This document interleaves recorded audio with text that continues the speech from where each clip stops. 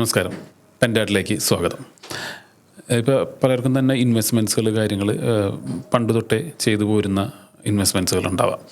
അപ്പോൾ ഇതിൽ നമ്മൾ പലപ്പോഴും പറയാറുണ്ട്, പോർട്ട്ഫോളിയോകൾ നമ്മൾക്ക് ഉള്ളപ്പോൾ ഒരു കൃത്യമായ ഇടവേളകൾ, റെഗുലർ ഇൻ്റർവെൽസിൽ ആ പോർട്ട്ഫോളിയോ ഒരു ഇവാലുവേഷൻ നടത്തണം, അതൊരു അനാലിസിസ് നടത്തണം, നമ്മളതൊരു മോണിറ്ററിങ്ങിൽ വെക്കണം എന്നുള്ളത് പറയാറുണ്ട്. ഇത് എന്തുകൊണ്ടാണെന്ന് വെച്ചാൽ മാർക്കറ്റ് പലപ്പോഴും വ്യത്യാസങ്ങൾ വരാം. ഇപ്പോൾ നടക്കുന്ന ജിയോ പൊളിറ്റിക്കൽ ടെൻഷൻ്റെ ഭാഗമായിട്ടാവാം, അല്ലെങ്കിൽ പിന്നീട് ചില ഗവൺമെൻറ്റിൻ്റെ പോളിസി ചേഞ്ചുകളുടെ ഭാഗമായിട്ടാവാം, അല്ലെങ്കിൽ ബഡ്ജറ്റിൽ വരുന്ന ടാക്സിൻ്റെ ചേഞ്ചുകളോ. അപ്പോൾ ഇങ്ങനെ ചേഞ്ചുകൾ വരുന്നതിനനുസരിച്ചിട്ട് നമ്മളുടെ ഇൻവെസ്റ്റ്മെൻറ്റ്സുകളും കാര്യങ്ങളും നമ്മളൊന്ന് റീതിങ്ക് ചെയ്യുക, അല്ലെങ്കിൽ എക്സിസ്റ്റിംഗ് ഇൻവെസ്റ്റ്മെൻറ്റ്സ് ഒരു ഇവാലുവേഷൻ നടത്തുന്നത് നല്ലതായിരിക്കും. നമുക്കിന്ന് അതിനെ പറ്റിയിട്ട് കൂടുതലൊന്ന് ഒരു ക്ലാരിറ്റി വരുത്തുന്നതിനും ഒരു ക്ലിയർ പിക്ചർ എന്താണ് അതിൻ്റെ ഇമ്പോർട്ടൻസ് എന്നുള്ളത് ആണ് നമ്മളിന്ന് ഡിസ്കസ് ചെയ്യുന്നത്. അപ്പോൾ എനിക്ക് ഈ പറഞ്ഞ പോലെ ഇപ്പോൾ നമ്മൾ തന്നെ ഇവിടെ പല ക്ലയൻസും പണ്ട് തൊട്ടേയുള്ള പോർട്ട്ഫോളിയോകൾ കാര്യങ്ങളൊക്കെ ഉണ്ടാവും. അപ്പോൾ ചിലർ വിചാരിക്കുന്നത് എൻ്റെ ഒരു ലോങ് ടൈം ആംഗിളാണ്, അപ്പോൾ ഇപ്പോൾ എക്സിസ്റ്റിംഗ് ഇൻവെസ്റ്റ്മെൻറ്റ് അതങ്ങനെ തന്നെ പോട്ടെ, ഇനിയും കുറച്ച് വർഷം കഴിഞ്ഞിട്ടല്ലേ ഉള്ളൂ, അപ്പോൾ ഇടയിൽ ഞാനിപ്പോൾ മാറ്റേണ്ട ആവശ്യകത ഉണ്ടോ, അല്ലെങ്കിൽ ഒരു ഇവാലുവേഷൻ നടത്തി സ്വിച്ചിങ്ങിൻ്റെ ആവശ്യകത ഉണ്ടോ എന്ന് ചോദിക്കും. ശരിക്കും പറയുകയാണെങ്കിൽ അത് ഒരു റെഗുലർ ഇൻ്റർവെൽസിൽ ചെയ്തിട്ട് മോണിറ്ററിങ് നടത്തിയിട്ട് ആവശ്യമുണ്ടെങ്കിൽ വാല്യുവേഷൻ നടത്തിയിട്ട് ചേഞ്ച് ചെയ്യുന്നതാണ് നമ്മളെപ്പോഴും സജസ്റ്റ് ചെയ്യാറുള്ളത്. അതിനെ പറ്റിയൊന്ന് കുറച്ചുകൂടി ഒന്ന് പറയുകയാണെങ്കിൽ നന്നായിരിക്കും. അല്ല, ഇത് ശരിക്കും നോ ഡൗട്ട് റിവ്യൂ നടത്തുന്ന കാര്യത്തിൽ ഉറപ്പ് തന്നെയാണ്. ഇപ്പോൾ പലപ്പോഴും നമ്മളിവിടെ പെൻഡാഡിൽ നമ്മൾ ഒരു പോർട്ട്ഫോളിയോ മാനേജ് ചെയ്യുന്ന സമയത്ത് അല്ലെങ്കിൽ ഇൻവെസ്റ്റ് ചെയ്യുന്ന സമയത്ത് നമ്മളെപ്പോഴും ശ്രദ്ധിക്കുന്ന കാര്യമാണ് എന്താണ് ഫിനാൻഷ്യൽ ഗോൾസ്, അതിന് ഉതകുന്ന രീതിയിലത്തെ ഇൻവെസ്റ്റ്മെൻ്റ് ആയിരിക്കും നമ്മൾ പറഞ്ഞേക്കുന്നത്. അപ്പോൾ പലപ്പോഴും നമ്മൾ ചിലപ്പോൾ ഫണ്ട് ഇനീഷ്യലി റെക്കമെൻഡ് ചെയ്തേക്കണം അങ്ങനെ ഇരിക്കും. അപ്പോൾ പിന്നെ നമ്മൾ നോക്കേണ്ട കാര്യം വെച്ചാൽ ഗോൾസിൽ വല്ല വ്യത്യാസമുണ്ടോ, ആ പ്രൊഡക്റ്റുകളിൽ വല്ല വ്യത്യാസമുണ്ടോ, പിന്നെ ആ കമ്പനികളിൽ വല്ല വ്യത്യാസമുണ്ടോ, അങ്ങനെയാണെങ്കിൽ അലോക്കേഷനിൽ വല്ല വ്യത്യാസമുണ്ടോ, അങ്ങനെയാണെങ്കിലാണ് നമ്മൾ മിക്കവാറും അത് മാറ്റാനായിട്ട് ശ്രമിക്കുന്നത്. അപ്പോൾ അത് പൊതുവേ നമ്മൾ മാക്സിമം മിനിമൈസ് ചെയ്യും ചേഞ്ചസ്, അത് ടാക്സ് കളയേണ്ടതെന്ന് വെച്ചിട്ട്. പക്ഷേ ചില ടൈമിൽ നമുക്ക് ചില ഇൻവെസ്റ്റ്മെൻറ്റുകൾ നമ്മൾ ചെയ്തത് ചിലപ്പോൾ കറക്റ്റ് ആവണമെന്നില്ല. Over A period of time നമ്മൾക്ക് പലപ്പോഴും തോന്നിയിട്ടുണ്ട് അയ്യോ അത് കറക്റ്റല്ല. അങ്ങനെ വരുമ്പോൾ നമ്മൾ ആ കോൾ എടുക്കാറുണ്ട് മാറ്റുക എന്ന് പറഞ്ഞിട്ട്. റീസെൻ്റ്ലി നമ്മളൊരു ഫണ്ടിൻ്റെ അലോക്കേഷനൊക്കെ മാറിയത് കഴിഞ്ഞപ്പോൾ അത് മാറ്റണ്ടെന്ന് വെച്ചിട്ട് നമ്മൾ മാറ്റി. അപ്പോൾ അത് ഇമ്പോർട്ടൻ്റ് ആണത്, അത് ചെയ്യണമെന്നുള്ളത്. പിന്നെ ഓരോരുത്തരുടെ ഗോൾ അനുസരിച്ചിട്ട് നമ്മൾ മാറ്റും. അപ്പോൾ ചില മാർക്കറ്റിൽ ചിലപ്പോൾ ഒരു വാല്യൂ ടൈപ്പ് ഓഫ് കമ്പനികളായിരിക്കും കുറച്ചുകൂടി നല്ലത്, ചിലതിൽ ഗ്രോത്ത് ടൈപ്പ് ഓഫ് ഇതായിരിക്കും നല്ലത്, ചിലതിൽ മൊമെൻ്റോ ആയിരിക്കും നല്ലത്. അപ്പോൾ ആ ഒരു സിറ്റുവേഷൻ അനുസരിച്ചിട്ട് നമുക്ക് ചിലപ്പോൾ മാറ്റങ്ങൾ വരുന്നുണ്ട്. ഇപ്പോൾ ചിലപ്പോൾ മൊമെൻ്റോ ആയിരിക്കും നമ്മുടെ അടുത്ത് ഇരിക്കുന്നത്, അല്ലെങ്കിൽ ഇപ്പോൾ മൊമെൻ്റം വർക്ക് ചെയ്യാത്ത ടൈപ്പായിരിക്കും. പക്ഷേ നമുക്ക് വിചാരിക്കണം ഈ ഗോൾ എടുക്കുന്നത് 10 വർഷം കഴിഞ്ഞിട്ടാണ്, അപ്പോൾ ചിലപ്പോൾ മാറ്റണമെന്നില്ല.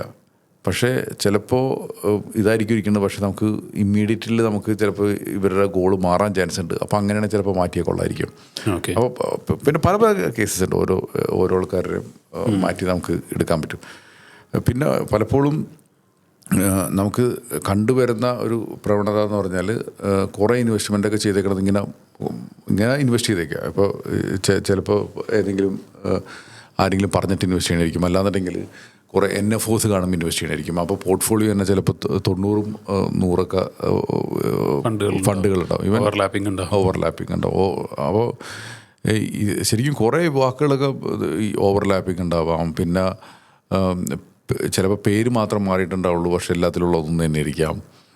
ചിലപ്പോൾ ഇപ്പോൾ ഒരു മിഡ് ക്യാപ്പും സ്മോൾ ക്യാപ്പിൽ തന്നെ അതിൽ തന്നെ 4-5 ഫണ്ടുകളുണ്ടാവും, അല്ലാന്നുണ്ടെങ്കിൽ.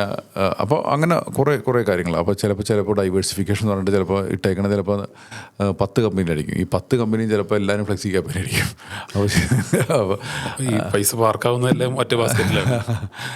പിന്നെ ഇനി ഇൻവെസ്റ്റ് ചെയ്യുന്ന ടൈമിൽ ചിലപ്പോൾ നമ്മൾ എല്ലാവരും മ്യൂച്വൽ ഫണ്ടിൽ തന്നെ ആയിരിക്കും ഇൻവെസ്റ്റ് ചെയ്തിരിക്കുന്നത്, എല്ലാം ഇക്വിറ്റി മ്യൂച്വൽ ഫണ്ടിലായിരിക്കും ഇൻവെസ്റ്റ് ചെയ്തിരിക്കുന്നത്. അപ്പോൾ ഡിഫറെൻറ്റ് അസറ്റ് ഉണ്ടാവില്ല. അപ്പോൾ ചിലപ്പോൾ നമുക്ക് വേണമെന്നുണ്ടെങ്കിൽ കുറച്ച് ശരിക്കും അസറ്റ് ലൊക്കേഷൻ കറക്റ്റാണ് നോക്കുക. അപ്പോൾ ഡിഫറെൻറ്റ് അസറ്റ് ആണോ നോക്കുക, ഇക്വിറ്റി ഉണ്ടോ, കമോഡിറ്റി ഉണ്ടോ, ഗോൾഡ് ഉണ്ടോ, സിൽവർ ഉണ്ടോ, ഫോറിൻ ഇൻവെസ്റ്റ്മെൻ്റ് ഉണ്ടോ, അമേരിക്കൻ ഇൻവെസ്റ്റ്മെൻ്റ് ഉണ്ടോ, ചൈനീസ് ഇൻവെസ്റ്റ്മെൻ്റ് ഉണ്ടോ, ഡെറ്റ് ഉണ്ടോ. അപ്പോൾ ഇതെല്ലാവരും റിസ്ക് ഉണ്ടോ, ഇതെല്ലാവരും വ്യത്യാസമാണ്. അപ്പോൾ ഈ അലോക്കേഷൻ കറക്റ്റ് ബാലൻസിൽ വന്നിട്ടുണ്ടോ, ഇനി അത് തന്നെ ഇനി എത്ര ഡിഫറെൻറ്റ് കമ്പനിയിലായിട്ട് സ്പ്രെഡ് ചെയ്തിട്ടുണ്ട്, പിന്നെ ഇപ്പോൾ പലപ്പോഴും ഉണ്ടാവും എനർജി ഫണ്ട്, ഇന്നോവേഷൻ ഫണ്ട്. അപ്പോൾ ഇതിൻ്റെയൊക്കെ മീനിങ് ഒക്കെ തന്നെ മനസ്സിലായിട്ടുണ്ടാവില്ല.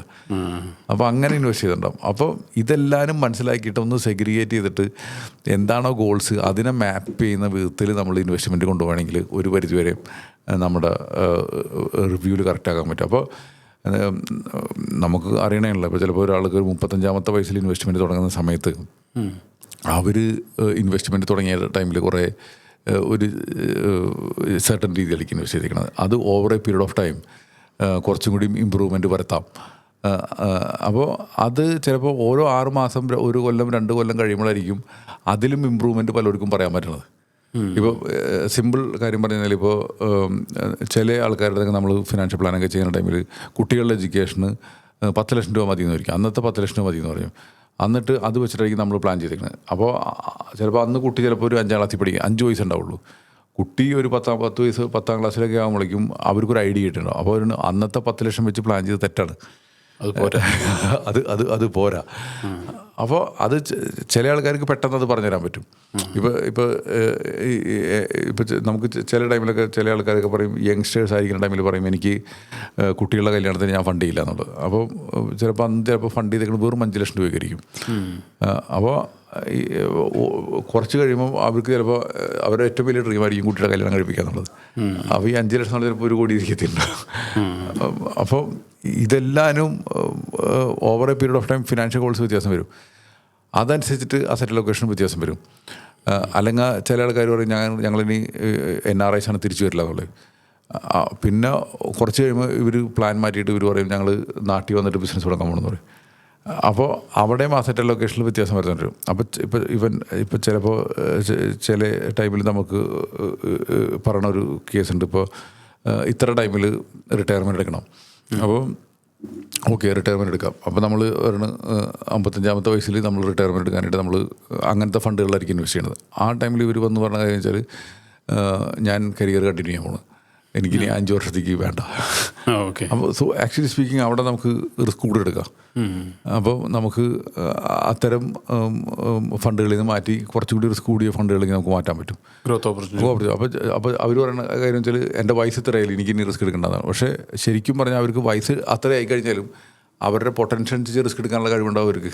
അപ്പോൾ നമ്മൾ നിർബന്ധിക്കേണ്ട കാര്യമില്ല. പക്ഷേ ഇങ്ങനത്തെ ഒരു പോസിബിലിറ്റി ഇല്ലെന്ന് പറയുമ്പോൾ അവർ ശരിയായിരിക്കും. അങ്ങനെയുണ്ടോ, അങ്ങനെയാണ് ചെയ്യാം. അപ്പോൾ ഇത് ഞാൻ കുറേ സിനാരിയോ പറയുന്നു, കൺഫ്യൂഷൻ ആയെന്നറിയില്ല. ഇല്ല മനസ്സിലായി. അല്ല, ഇപ്പോൾ ഈ പറഞ്ഞ പോലെ തന്നെ ചിലപ്പോൾ ഒരു 6-7% റിട്ടേൺ എക്സ്പെക്ട് ചെയ്തിട്ട് നിൽക്കുന്ന ഇതൊന്ന് റീഅലോക്കേഷൻ നടത്തി കഴിഞ്ഞാൽ ഒരു 10-11% റിട്ടേൺ ജനറേറ്റ് ആവും. പിന്നെ അപ്പോൾ ഇവൻ ചില ടൈമിൽ നമുക്കിപ്പോൾ പലപ്പോഴും നമുക്ക് കൺഫ്യൂഷൻ ഉണ്ടാവുന്ന ഒരു സാധനമാണ്. അപ്പോൾ പല ആൾക്കാർക്കും ഒരു റിട്ടേൺ ഉണ്ടാക്കണം ഒരു താല്പര്യമുണ്ട്. അപ്പോൾ ഇവർ പറയും എനിക്ക് എല്ലാ മാസവും എനിക്ക് 50,000 രൂപ വെച്ച് റിട്ടേൺ വേണമെന്ന് പറയും. അപ്പോൾ നമ്മൾ അതനുസരിച്ചുള്ള ഫണ്ട് കൊടുക്കും. ഇത് കഴിയുമ്പോൾ ശരിക്കും അവർക്ക് ചിലപ്പോൾ നല്ലൊരു ശമ്പളം ഉണ്ടാവും. അപ്പോൾ ഈ 50,000 രൂപ ശരിക്കും എടുക്കേണ്ട കാര്യമില്ല. അപ്പോൾ നമുക്കത് സ്റ്റോപ്പ് ചെയ്തിട്ട് കാരണം 50,000 രൂപ റിട്ടേൺ എടുക്കുന്നതിൻ്റെ പേര് നമ്മൾ ചിലപ്പോൾ ഇൻവെസ്റ്റ് ചെയ്യുന്ന ഹൈബ്രിഡ് ഫണ്ടിലായിരിക്കും. ആ പൈസ എടുത്തിട്ട് ഗ്രോത്ത് ഫണ്ടിലേക്ക് മാറ്റി കഴിഞ്ഞാൽ നല്ലതായിരിക്കും. അപ്പോൾ അങ്ങനെ കുറേ കെമിസ്ട്രികൾ നമുക്ക് മാറ്റാൻ പറ്റും. പക്ഷേ അതിനേക്കാളും ഉപരി ഏറ്റവും ഇമ്പോർട്ടൻ്റ് ആയിട്ടുള്ള കാര്യം വെച്ചാൽ ഏത് അസറ്റിലാണ് ഇരിക്കേണ്ടത് എന്നുള്ളത് ഇമ്പോർട്ടൻറ്റ്, ഏത് ഫണ്ട് ഹൗസിലാണ് ഇരിക്കേണ്ടത് എന്നുള്ളത് ഭയങ്കര ഇമ്പോർട്ടൻ്റ് ആയിട്ടുള്ള കേസ്.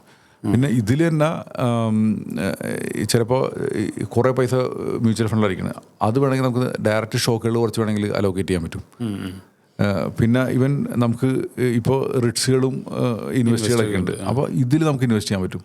ഇൻകം മെത്തേഡായി. അപ്പോൾ ഇതിലെല്ലാത്തിലും ആ ഒരു റെഗുലർ റിവ്യൂ നടത്തി കഴിഞ്ഞാൽ മാത്രമേ ഇത്തരം കാര്യങ്ങൾ നമുക്ക് ചെയ്യാനായിട്ട് പറ്റത്തുള്ളൂ. ഇതാണ് ബേസിക്കലി നമ്മൾ ചെയ്യേണ്ട കാര്യങ്ങൾ പറഞ്ഞു കഴിഞ്ഞാൽ. ഓക്കെ, ഒരു ചോദ്യം കൂടി. ഇപ്പോൾ എസ്പെഷ്യലി ഇപ്പോൾ നടന്നുകൊണ്ടിരിക്കുന്ന ഈ മാർക്കറ്റ് ഒരു ഫ്ലക്ച്വേഷൻ നല്ല രീതിയിൽ കിടന്നു. ഇപ്പോൾ ചില ക്ലയൻസ് ഇപ്പോൾ മാർക്കറ്റിങ്ങിന് താഴെ അപ്പോൾ ഒരു റീബാലൻസിങ് നടത്തുന്നതിന് ഒക്കെ നോക്കുമ്പോൾ അവർ പറഞ്ഞു എന്തിന് റീബാലൻസിങ് നടത്തുന്നു, കുറച്ച് കഴിയുമ്പോൾ മാർക്കറ്റിന് ഇപ്പോൾ തിരിച്ച് എന്തെന്നാലും കയറും, അപ്പോൾ ആ ഒരു ടൈമിൽ ഇപ്പോൾ റീബാലൻസിങ് നടത്തണോ എന്ന് ചോദിക്കുന്നു. പക്ഷേ ശരിക്കും പറയുകയാണെങ്കിൽ ഇപ്പോൾ റീബാലൻസ് നടത്തി ഒരു ഗ്രോത്ത് ഓപ്പർച്യൂണിറ്റി ഉണ്ടെങ്കിൽ അതിൽ മാറുന്നതല്ല നല്ലത്. ചെറിയൊരു ടാക്സിൻ്റെ ഒരു വരികയാണെങ്കിൽ തന്നെയും അത് നമുക്ക് ചിലപ്പോൾ അങ്ങനെ ചെയ്യണമായിരിക്കും നല്ലത്. കാരണം ഇത് നമുക്ക് ആ ഫിനാൻഷ്യൽ ഗോൾ മനസ്സിലാക്കണം. അങ്ങനെയാണെങ്കിൽ നമുക്ക് ചെയ്യാൻ പറ്റുള്ളൂ. അപ്പോൾ ചില ടൈമിൽ ഈ ടൈമിൽ ഇപ്പോൾ ചിലപ്പോൾ എന്താ പറയുക ഒരു ഓവർ ഒരു exposure four small cap, mid cap. അപ്പോൾ ശരിക്കും പറഞ്ഞാൽ നമ്മളൊരു ലോങ് ടൈമിലാണെങ്കിൽ അവിടെ തന്നെ കിടന്നാൽ പോരുന്നതായിരിക്കും. പക്ഷേ ഈ ലോങ് ടൈമിലാണെങ്കിലും ഇത് പിന്നെയും താഴെ പോയി കഴിഞ്ഞാൽ എത്രമാത്രം താഴെ പോകും നമുക്കറിയില്ല. റിസ്ക് കൂടാം. ആ റിസ്ക് കൂടാം. അപ്പോൾ ഈ നമുക്ക് ആ പൈസ കുറയാണെങ്കിൽ നമുക്കത് കണ്ടു നിൽക്കാൻ പറ്റില്ല. അപ്പോൾ കുറച്ചും കൂടി quality long time large cap type of കമ്പനികളിലേക്ക് മാറിക്കഴിഞ്ഞാൽ കുറച്ചും കൂടി നല്ലതായിരിക്കും. ഇനി അല്ലെങ്കിൽ over exposure for large cap and FDs. അപ്പോൾ നല്ല ഫണ്ടും ഉണ്ട്. അപ്പോൾ അങ്ങനെയാണെങ്കിൽ ഈ ടൈം വേണമെങ്കിൽ സ്മോൾ ക്യാപ്പും മിഡ് ക്യാപ്പും ചിന്തിക്കാം. അപ്പോൾ ആ ഒരു ഇത് മനസ്സിലാക്കിയിട്ട് ചെയ്യണമെങ്കിൽ കുറച്ചും കൂടി ഇത് എപ്പോഴും ഒരു 1-to-1 കോൺവെർസേഷൻ നമുക്ക് മനസ്സിലാകത്തുള്ളൂ ഈ പറയുന്ന ഒരു കാര്യം. അപ്പോൾ ഇപ്പോൾ നമ്മൾ ഡിസ്കസ് ചെയ്ത പോലെ തന്നെ ഒരു പോർട്ട്ഫോളിയോ നിങ്ങൾക്ക് ഉണ്ടെന്നുണ്ടെങ്കിൽ അത് കൃത്യമായ ഇടവേളകളിൽ അതൊരു ഇവാലുവേഷൻ നടത്തുക. പോർട്ട്ഫോളിയോ നമുക്ക് ആവശ്യമാണെന്നുണ്ടെങ്കിൽ ഒന്ന് റീബാലൻസ് നടത്തുക, അല്ലെങ്കിൽ സ്വിച്ചിങ് ആവശ്യമുണ്ടെങ്കിൽ സ്വിച്ചിങ് നടത്തുക. കാരണം നമ്മളുടെ ഗോള് എന്നത്തേക്കാണെന്നുള്ള ഡിഫൈൻ ചെയ്തിട്ട് അതിന് അന്നത്തെ ഗോള് റിക്വയർഡ് ആയിട്ടുള്ള എമൗണ്ട് എത്രയാണെന്ന് വെച്ചാൽ അത് അച്ചീവ് ചെയ്യുന്നുള്ള റിട്ടേൺ നമുക്ക് ഇതിൽ നിന്ന് ജനറേറ്റ് ചെയ്തെടുക്കണം. അപ്പോൾ അത് ഉറപ്പ് വരുത്തുന്നതിന് വേണ്ടിയിട്ട് ഈ റീബാലൻസിങ് അല്ലെങ്കിൽ ഒരു പോർട്ട്ഫോളിയോ ചേഞ്ചുകൾ ആവശ്യകതയാണെന്നുണ്ടെങ്കിൽ നമ്മളത് തീർച്ചയായും ചെയ്യുക. പിന്നെ ഇത് കൃത്യമായിട്ട് മാനേജ് ചെയ്ത് പോവുക. ഇങ്ങനെ ഈ റീബാലൻസിങ് ആവശ്യമുള്ള ടൈമിൽ ചെയ്തു പോകുക എന്ന് പറഞ്ഞാൽ അതിൻ്റെ ബെനിഫിറ്റ് എന്താണെന്ന് വെച്ച് കഴിഞ്ഞാൽ കുറച്ചുകൂടി ഗ്രോത്ത് നമുക്ക് കിട്ടാനുള്ളൊരു ഓപ്ഷനുണ്ട്. അപ്പോൾ ഈ കാര്യങ്ങൾ മനസ്സിലാക്കിയിട്ട് ഇപ്പോൾ ആവശ്യമുണ്ടെന്നുണ്ടെങ്കിൽ ഫിനാൻഷ്യൽ ഡിസ്കഷൻ വേണമെന്നുണ്ടെങ്കിൽ ഫിനാൻഷ്യൽ കൺസൾട്ടൻറ്റിനെയോ ഒരു പ്ലാനറെയോ കണ്ട് ഈ ഒരു ഇവാലുവേഷൻ നടത്തിയിട്ട് നിങ്ങളുടെ ഇൻവെസ്റ്റ്മെൻറ്റ്സ് ജേണി നല്ല സുഗമമായിട്ട് മുന്നോട്ട് കൊണ്ടുപോവുക. Thank you.